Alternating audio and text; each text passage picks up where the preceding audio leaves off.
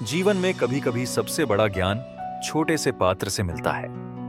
यह सोचकर आज मैं आपको महाभारत की एक अनोखी कथा सुनाता हूं, जो एक छोटे से गोप बालक की आंखों से देखी गई। गोकुल का गुरु।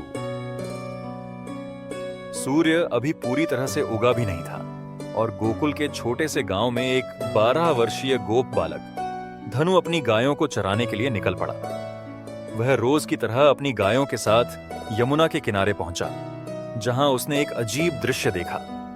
एक भव्य रथ यमुना के तट पर खड़ा था। उसके पास एक युवक धनुर्विद्या का अभ्यास कर रहा था। धनु को देखकर वह युवक मुस्कुराया और बोला, आओ छोटे, क्या तुम भी धनुष चलाना सीखना चाहोगे? धनु ने देखा कि वह युवक कोई साधारण व्यक्ति नहीं था। उसके तेजस्वी व्यक्तित्व से प्रभावित होकर धनु ने विनम्रता से कहा, हाँ महाराज, पर मैं तो एक साधारण गोप बालक हूं। नाम क्या है तुम्हारा? युवक ने पूछा। धनु।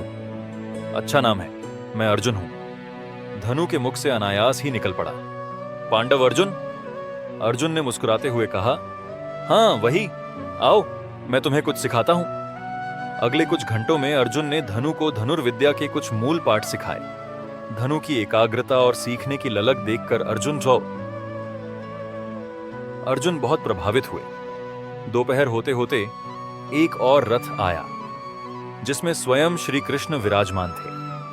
उन्होंने देखा कि अर्जुन एक गोप बालक को धनुर्विद्या सिखा रहे हैं। श्री कृष्ण ने मुस्कुराते हुए कहा, अर्जुन, क्या तुम जानते हो कि तुम किसे सिखा रहे हो?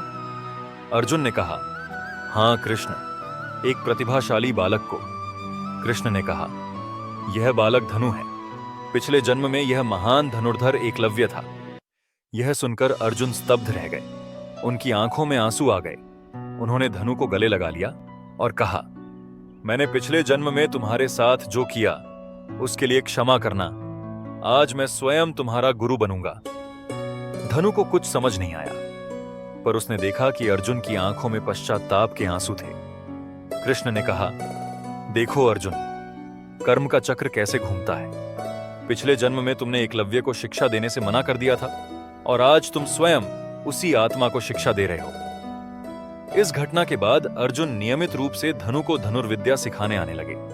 धनु एक महान धनुर्धर बना और उसने अपने ज्ञान का उपयोग हमेशा धर्म की रक्षा के लिए किया। यह कहानी हमें सिखाती है कि प्रतिभा किसी जाति या वर्ग की मोहताज नहीं होती। साथ ही यह भी दर्शाती है कि कर्मों का फल कैसे हमारे जीवन में प्रकट होता है। क्या आप सोचते हैं कि अगर एकलव्य को पहले जन्म में सही शिक्षा मिली होती तो महाभारत का इतिहास कुछ और होता? कृपया हमें अपनी थॉट्स कमेंट्स में जरूर बताएं। आप क्या सोचते हैं? और हां, अगर आपको हमारी कहानियां पसंद आईं तो लाइक, कमेंट और शेयर करना न भूलें। हमारे कमेंट बॉक्स को प्यार से भर दीजिए। जय श्री कृष्ण, जय राधा रानी। अगले एपिसोड में फिर मिलते हैं।